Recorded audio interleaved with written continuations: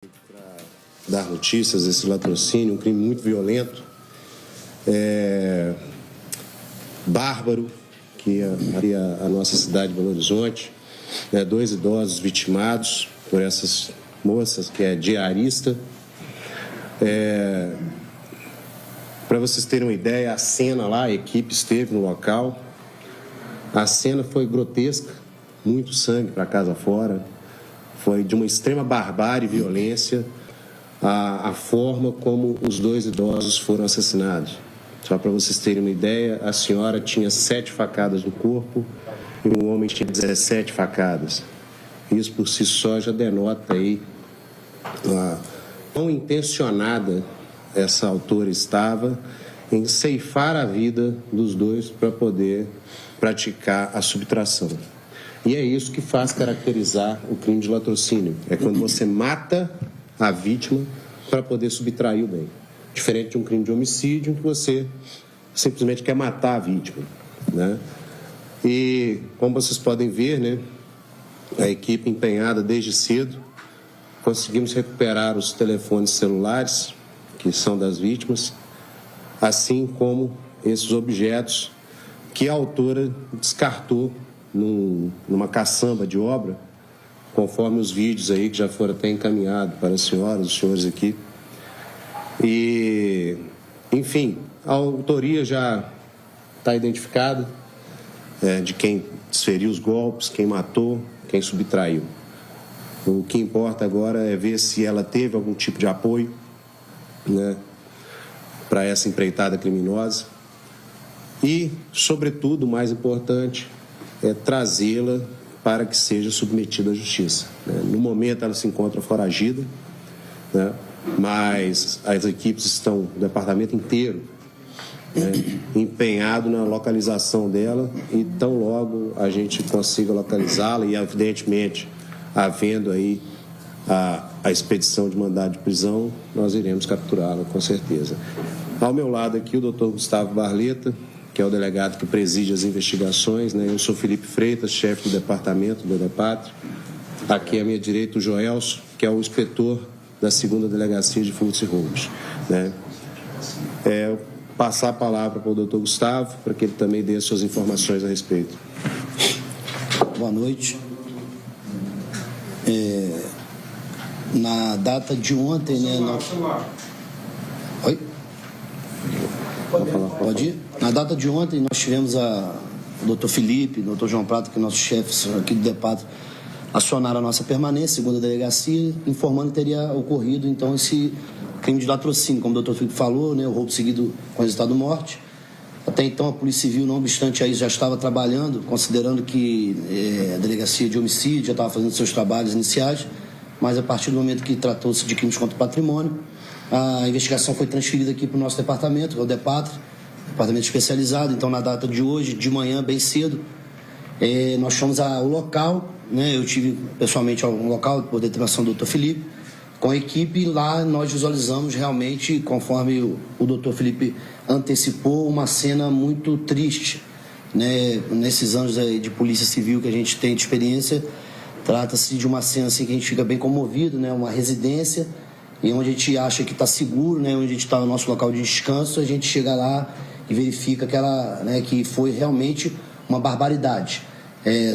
Muito sangue, muita coisa espalhada. Então você percebe que lá parecia realmente que ali tinha havido um conflito grave, né? Briga, enfim, e que a investigação ainda vai tentar delimitar como que os fatos se desenrolaram dentro do imóvel, né? O que a gente consegue já informar com certeza é que a investigada, né, aqui tratamos já como autora realmente desse crime, não só pelas imagens que a gente já tem, pelos depoimentos, mas também agora pelas diligências feitas agora à tarde. A gente está em busca já dos bens que foram subtraídos, né, conforme já foi antecipado, a gente conseguiu já recuperar 2 aparelhos celulares, né, um do idoso e o outro da esposa desse idoso, uma também idosa, e agora estamos atrás dos demais objetos subtraídos, e eu acredito que em breve teremos sucesso, assim como a prisão dessa investigada. e todos os indícios coletados até o momento demonstram que essa pessoa, né, essa mulher de 30 anos, ela foi até o local para realizar um serviço de limpeza, né, uma diarista, um serviço ali de faxina, e acreditamos que a partir o crime teria começado, ao nosso sentir, da investigação, a partir do 12h30 até as 15 horas. Não sabemos nesse lapso temporal o que aconteceu, porque ela chega ao imóvel por volta das 7h30 da manhã, ela é autorizada a entrar e aí nada acontece, pois às 9h30 da manhã o filho da vítima, o filho, né, do casal, ele entra em contato com o seu pai e o seu pai atende o telefone normalmente e fala que ele convida para assistir o jogo e ele fala que não vai, e às 12h25, quase 30, o seu cunhado novamente liga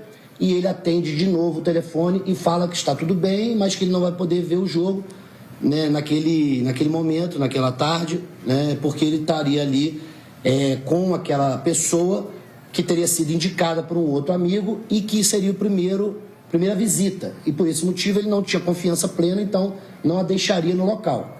Tá? E então acreditamos que, por algum motivo,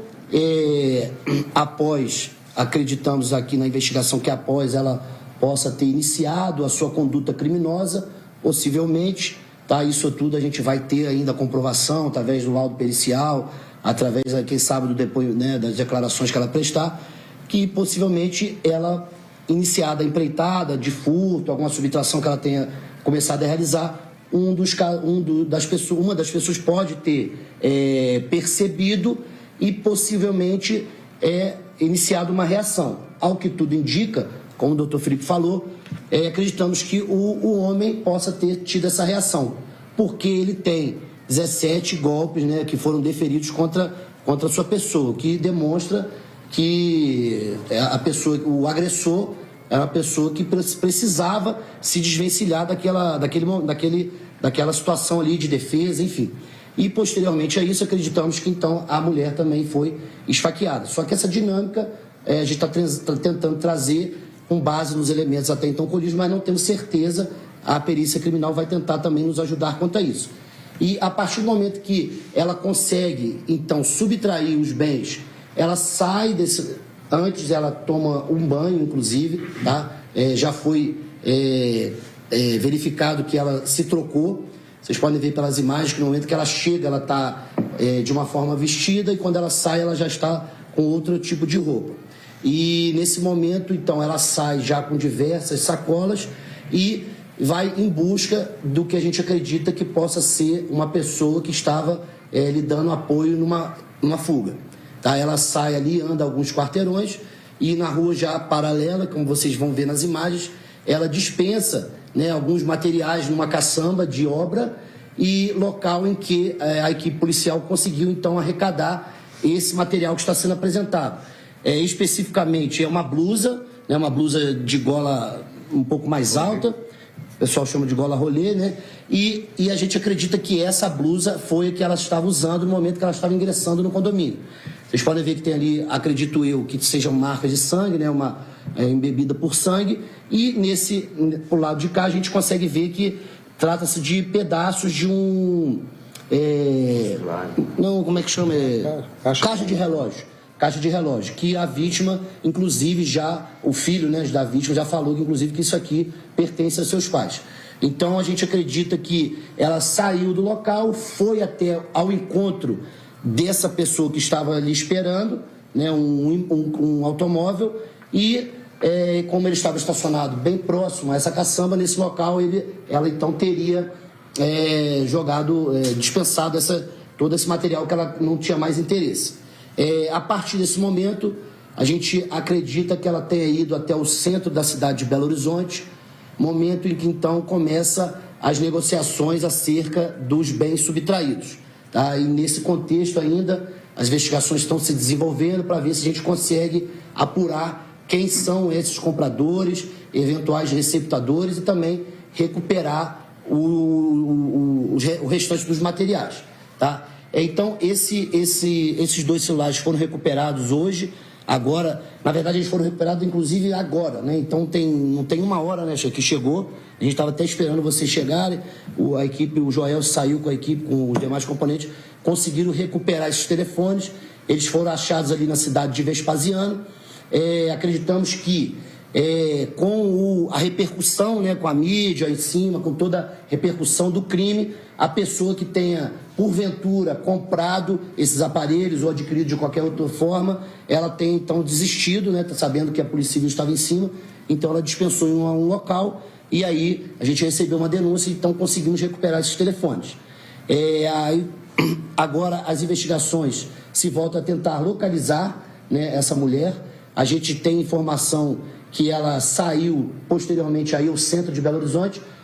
Ela vai então à cidade de Ribeirão das Neves, ela vai para a sua residência, momento em que ela conversa com seus familiares, e no dia seguinte ela se evade junto com uma criança de 5 anos, né, João? 6 anos.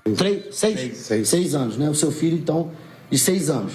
E até o momento a gente não tem ainda, apesar de alguns indícios, a gente não tem ainda a localização exata para tentar efetuar uma prisão. Mas estamos aí, como o doutor Filipe falou, o departamento está todo mobilizado para tentar localizar. Só destacar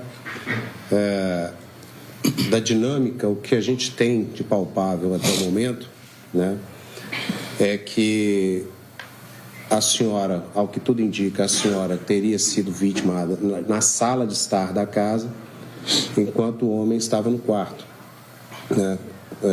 É muito cedo para a gente dizer como teria sido essa dinâmica, quem teria sido esfaqueado primeiro, né? Mas o fato é que o tipo e a forma como foi, né? A gente tem, quando a gente estuda medicina legal, você tem o sangue por aspergimento e por gotejamento. E você via na cena do crime as duas coisas. O aspergimento é quando o golpe é tão forte que o sangue esguicha, voa, né? Então isso aí já denota que a pessoa que fez, né, que deu a facada, ela tinha mesmo a intenção de matar, de causar uma lesão muito grave àquela pessoa que ela estava esfaqueando, né? Porque são sinais característicos e tipos de lesão que denotam isso, denotam esse ânimo, essa vontade.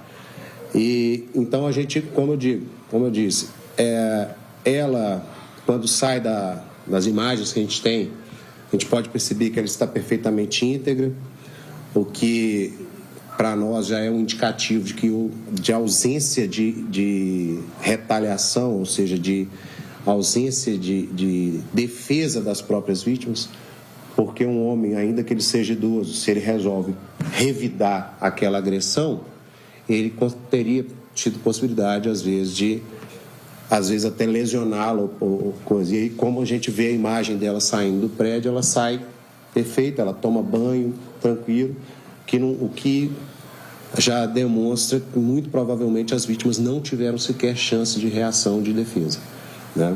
Joelson. Vocês querem partir para o quebra-queixo? Essa mulher,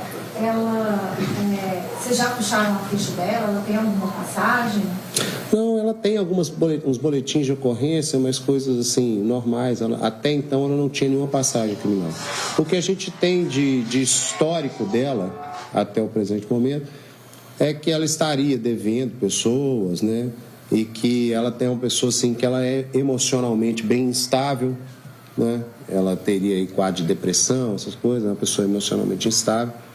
É a primeira vez que ela foi nessa residência, indicada por uma outra pessoa que indicou, e por isso até que o senhor, né, quando ele foi chamado diversas vezes pelo filho, depois pelo cunhado, para ir assistir o jogo em outro lugar, ele não foi, porque é aquela coisa, a primeira vez que ela vem aqui em casa, não sei como é que ela é, tal, vou ficar aqui acompanhando, né? Antes tivesse ido ver o jogo. Essa dívida era de jogo online? A gente não sabe a que pretexto foi essa dívida. A família informa que ela teria que a própria família dela teria levantado a quantia de R$40 mil para pagar um agiota a quem ela devia. Agora, qual o contexto dessa dívida, a gente ainda não tem essa informação, né? E como vocês veem no vídeo, onde ela descarta as coisas na caçamba, tem um carro esperando ela, é um carro de alto padrão, não é um carro popular, é um carro de alto padrão. Então a gente vai investigar também qual a participação dessa pessoa que foi lá e buscou ela. Porque pelas investigações, a pessoa ficou esperando ali há um bom tempo. Num primeiro momento, a gente chegou a cogitar que talvez pudesse ser até um motorista de aplicativo, uma coisa assim, mas ele fica mais de 15 minutos esperando ela lá. E isso aí, se vocês acharem um Uber que espera vocês 15 minutos, vocês me falam que eu quero até o contato dele, que eu nunca vi. E a faca, delegado? A faca, tinha algumas facas no imóvel. Ela não saiu com nenhuma faca, até porque se tivesse a faca do crime, ela tivesse deixado, era muito provável que ela teria dispensado juntamente com a roupa que ela usou e tudo. E então a gente acredita que essa faca é uma faca da própria casa. Mas todas as facas que estavam na casa estavam lavadas. Como ela teve tempo de tomar banho e tudo, então é muito provável que ela tenha pegado a faca e lavado. O material, o que foi roubado? O que a família de fora? Relógios, joias, os aparelhos celulares, né, a bolsa e alguns outros itens que a família ainda está apurando. Poderia ser uma coisa dada, já que ela furtou depois, né, roubou coisas específicas como relógios, joias, ela saberia onde estariam esses materiais? Já que ela foi indicada por uma pessoa? Não, assim, a gente não acredita, a gente não descarta, mas não acredita nessa hipótese, porque quando fita dada, a pessoa já chega, o contexto em si é diferente, entendeu? Não seria um acaso igual foi, simplesmente alguém que ela já tinha feito faxina, ele perguntou, olha, eu preciso de uma faxineira para amanhã, isso na sexta-feira. Eu preciso de uma faxineira para segunda. E aí, tem essa menina aqui que já veio aqui em casa, tal, coisa. Ah, não, beleza, deixa eu ver se ela pode. Ah, você tem o dia? Tenho. Não foi uma casualidade.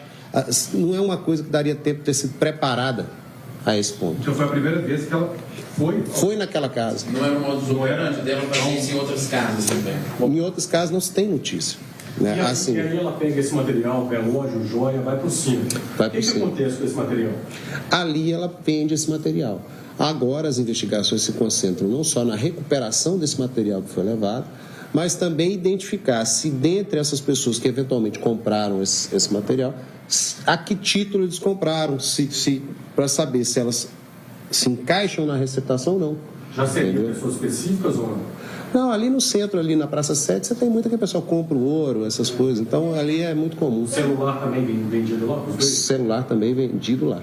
Tudo foi vendido lá. Delegado, já foi expedido o mandado de prisão? Não. Nós estamos aqui já... Como hoje foi um dia em que os policiais ficaram a campo o tempo todo, tentando, sobretudo, amealhar provas e localizá-la, porque, vejam bem, enquanto a polícia estiver em diligência, é possível a prisão em flagrante dela. Então, a gente manteve essa rotina de persecução no sentido de localizá-la, pois ainda assim estaria dentro do flagrante delito. Agora, tendo em vista a não localização, nós vamos representar a Justiça para que seja expedido sim o mandado de prisão preventiva dela. Vocês falaram do filho, o filho acompanhou ela na casa? Na casa não. Ela sai da casa, vai para Ribeirão das Neves, lá ela encontra o filho. E de lá ela toma rumo ignorado. Segundo informações, ela teria inclusive dito a alguns familiares que tinha feito uma grande besteira da vida dela e tal, e em seguida some. E a família falou que ela já devia 40 mil, pagou 40 mil essa dívida dela. Mesmo assim, ela tinha mais dívidas, falaram o valor? Não disseram, não souberam precisar esse valor. Mas tinha mais dívida. Ao que A gente indica, não sabe sim. nem se seria isso, a história é verdadeira, né? Isso é uma história que eles estão falando, mas a gente vai confirmar conta ainda. isso, nós vamos confirmar.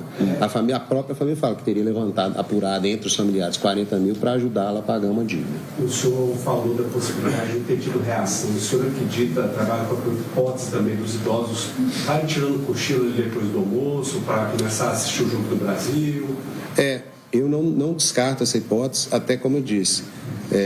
Um estava num ponto da casa, o outro em outro. É muito comum, né? Você acaba de almoçar pelo próprio horário, vai tirar um cochilo. E é surpreendido. Até porque, né, num evento dessa magnitude, dessa barbárie, é muito comum que a pessoa que está sendo alvo daquelas facadas, ela inclusive grite, peça socorro. Então, eu não descarto a hipótese que ela tenha, inclusive, se aproveitado de que eles estavam ali dormindo, cochilando, para já iniciar o esfaqueamento. E os moradores não relataram nada do prédio, do apartamento? Não. E é verdade que o idoso estava de bruço? No momento em que a perícia esteve no local, nossa equipe não estava lá. Então, esses dados a gente vai ter que coletar com a perícia posteriormente. Mas as informações preliminares é que ele estaria sim de bruço. E existe a hipótese dessa pessoa que indicou ela para trabalhar? Essa pessoa quem? É alguém da família? É gente conhecida. Só a sua pergunta, acho que vai ser a mesma dele. Essa aí pode falar que não existe. É impossível. A pessoa que indicou, ela está emocionalmente destruída. Falando assim, eu conversei com ela, ela relatou que ela preferia ter morrido no lugar dos idosos, porque eles são parentes próximos, entendeu? E ele está se culpando a todo momento e falando até assim, né? Então isso aí é impossível. É uma situação que eu te dou certeza que não existe. Esse fato criminoso foi ideia dessa pessoa, sem qualquer participação da pessoa que indicou para trabalhar. Realmente a indicação foi para serviço. Ele é um parente muito próximo e ele está assim destruído realmente. Você fala para ele chora, parece uma criança, já um senhor de idade. Você vê que ele está totalmente arrependido. Falou que é o pior dia da vida dele ter indicado essa algoz lá. Essa mulher, ela trabalhou então para ele? Sim, trabalhou para ele, trabalhava para ele já há bastante tempo, mais de um ano, e ele relatou que nunca teve nenhum tipo de fato desse. Mas como o doutor Felipe falou, às vezes nós somos vítimas de crimes, principalmente de crimes contra o patrimônio, e a gente não sabe. Então pode ser que ela já tenha feito um dinheirinho ali, uma coisa assim. Mas ainda é não foi descoberto. Vocês falaram que ela já tem passagem, né? Que tipo de passagem? Não, ela não tem passagem, já tem ocorrências.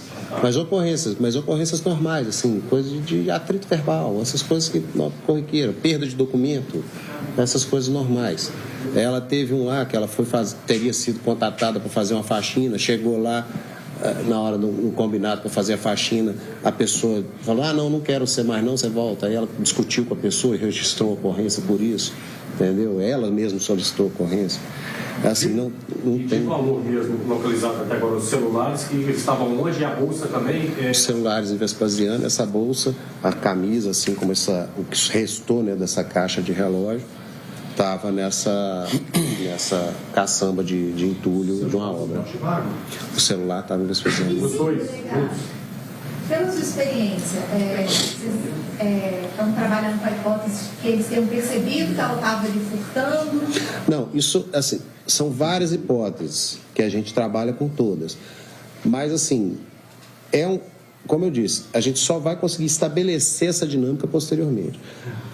De mais palpável até o momento, é que não tem havido qualquer tipo de resistência ou defesa deles. O que, para nós, já é um indicativo de que eles podiam, inclusive, estar dormindo. Entendeu? Então, isso aí já é um indicativo que eles podiam estar até dormindo. Pode ser que eles tenham surpreendido ela com alguma situação? Pode. Mas, ainda assim, como eu disse, o tipo de lesão, a forma como foi, e ela não ter tido nenhum tipo de lesão, pelo menos que você vê no próprio vídeo dela saindo lá, inclusive o óculos e a blusa que ela usa é da senhora que foi morta, já denota que não houve nenhum tipo de resistência das vítimas. E para não ter havido resistência da vítima, né, e assim, e se houvesse mesmo, igual eu estou falando, essa possibilidade de às vezes ter pegado ela subtraindo alguma coisa, por isso só já indicaria que teria um tipo de luta. Os dois, tanto o idoso quanto a idosa, estariam provavelmente no mesmo cômodo, né? Então isso aí já é uma coisa que, assim, a gente trabalha com todos, mas particularmente eu acho essa mais frágil. Mas o fato de ele ter mais facadas indica alguma coisa? Bom, isso é uma questão que a gente pode explicar de diversas formas. Inclusive a própria resistência. O homem, naturalmente, ele tem mais resistência a golpes do que a mulher. Certo? E às vezes a pessoa que está esfaqueando, por ela ser uma mulher, ela fala, não, isso aqui eu vou conferir mais vezes para não ter o risco de ele levantar e vir atrás de mim. Concorda comigo? Então, isso também é um fator que denota, assim, essa dinâmica que pode ter sido, inclusive, já chegou na casa pensando nisso. Entendeu? Ó, vou esperar a hora que eles vão dormir para fazer isso aí. Ela saiu usando as roupas da idosa. Então. Da idosa. O óculos que ela está na cabeça e a blusa preta que ela usa saindo. E ela teria admitido depois que cometeu uma grande besteira? Há rumores, né, entre pessoas que estiveram com ela após o evento, que ela teria dito que teria feito uma grande besteira. E que logo em seguida pegou o filho e sumiu. Aí ela fala, a família fala que ela foi para o Espírito Santo. Ela tem parente no Espírito Santo? Tem alguém conhecido? Isso a gente vai descobrir. E a Polícia Civil de Minas Gerais entrou em contato com a Polícia Civil de outros estados para saber o paradeiro a respeito? Bom, a princípio a gente realiza outros tipos de diligência de localização. Obviamente esse contato será efetuado no momento oportuno, porque a gente simplesmente disparar um alerta nacional não é bem assim que funciona. A gente estabelece algumas metodologias próprias de localização de pessoas antes de fazer esse contato, até porque eu não vou acionar a Polícia Civil de outro estado sem eu saber que aquela pessoa está lá, ou pode estar lá. A hipótese dela ter sido dopado é descartada? Não, como eu disse, a gente agora, mas para eu afirmar que eles estavam ou não dopados, eu preciso do relatório de necrópsia, né? Tem que ser feito exame específico para isso. Embora, como eu disse, eu acho o mais provável que eles estariam ali num período de sono pós-almoço ali e aconteceu essa fatalidade. Dentre relógios, os celulares que agora recuperados e outros objetos que porventura foram subtraídos, vocês conseguem estimar, ou a família consegue estimar os valores? Não, ainda nós não temos essa informação, porque isso é uma informação que depende normalmente, como a gente faz para aquilatar valor de um bem, o quanto a pessoa pagou. Então, se furta alguma coisa sua, você vai virar para a pessoa, eu comprei isso por X, certo? Como no caso as vítimas faleceram, a gente não tem como ter essa informação ainda. Por isso a necessidade da gente, inclusive, recuperar esses bens para então submetê-los à avaliação, entendeu? Ali quando ela sai ali da caçamba, deixa na caçamba, entra nesse carro de luxo, já puxaram a placa, já sabe, já identificou essa pessoa? A equipe está trabalhando a respeito. Isso ainda é cedo para falar. Muito do carro, pode? Não, isso aí é uma informação que a gente prefere manter em sigilo por enquanto. O fato de ser um carro de alto padrão indica para o senhor alguma questão?